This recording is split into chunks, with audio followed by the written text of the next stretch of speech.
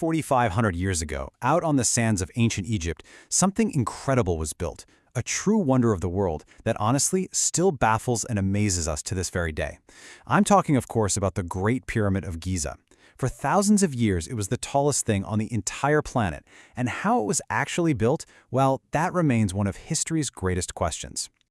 All right, so here's how we're going to tackle this. First, we'll get into the mind-boggling scale of the mystery. Then we'll look at why it was built in the first place. We're going to debunk some popular myths, explore the real construction story based on the evidence, and then we'll wrap up by looking at what we still don't know.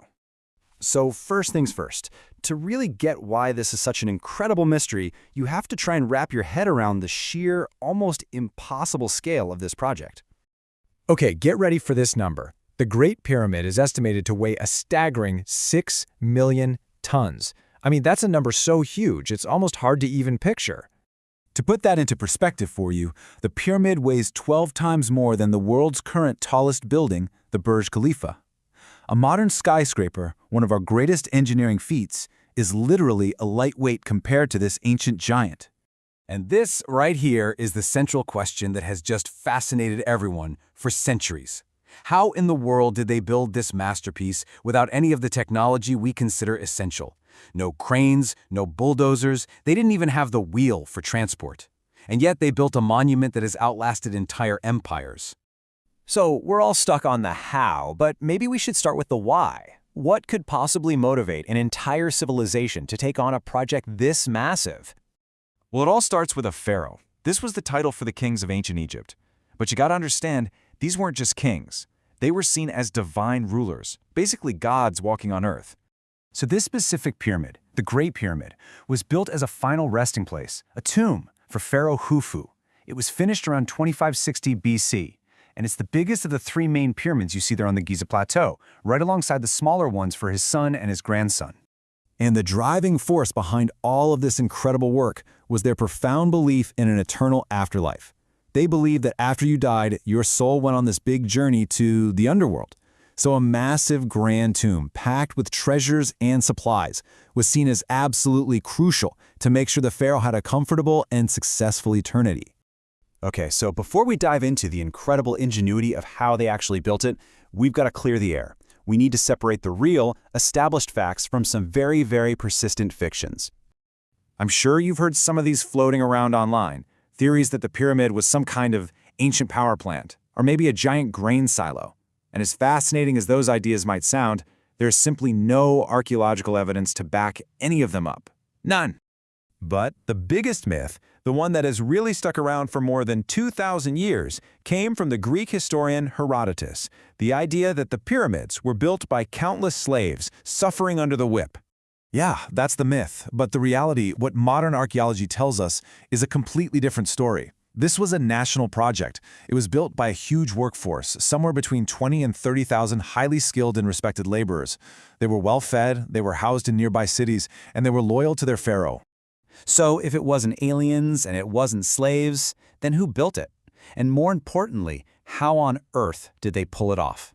This is where the true genius of the ancient Egyptians really starts to shine.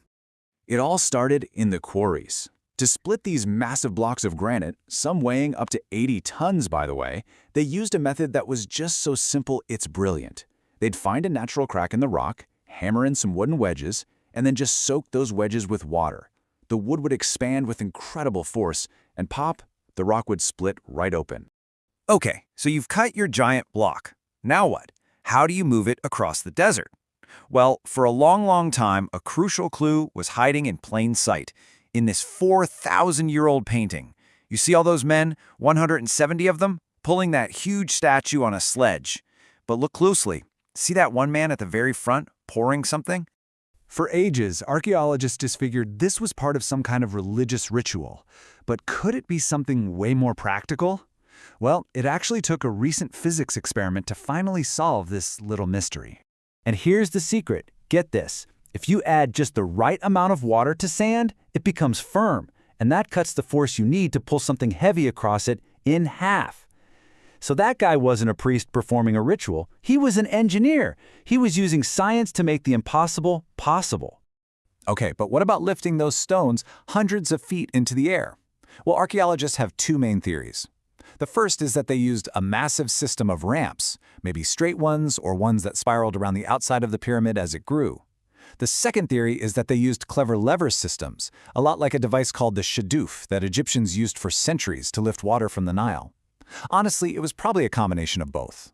And yet, even with all these incredible discoveries, all this amazing detective work, we have to be honest, there are still some really profound mysteries about the Great Pyramid that we just haven't solved yet.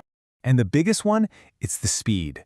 To finish this thing in about 20 years, which is the accepted timeline, workers would have had to quarry, transport, and place one massive stone block every 3 minutes. Think about that. Every 3 minutes, 24 hours a day, for 20 years straight. It's an absolutely mind-bending pace, and we're not totally sure that ramps and levers alone could make that happen. And then there's the precision. The pyramid is aligned almost perfectly to the cardinal directions, north, south, east, and west. The error is less than 1/15 of a degree. That is just astonishingly accurate. How did they do that without a compass? We still don't know for sure. Maybe by watching the stars or using the shadows during the autumn equinox. And then there's their mortar. The cement they used is so strong it's held these stones together through earthquakes and millennia of time, and we still can't fully replicate its chemical recipe today. In the end, the Great Pyramid is just this breathtaking testament to human ingenuity, to willpower, to determination. It reminds us that there are still so many secrets buried in our past, just waiting to be understood. And it leaves you with one final thought, doesn't it? After all these thousands of years of searching, what are we going to uncover next?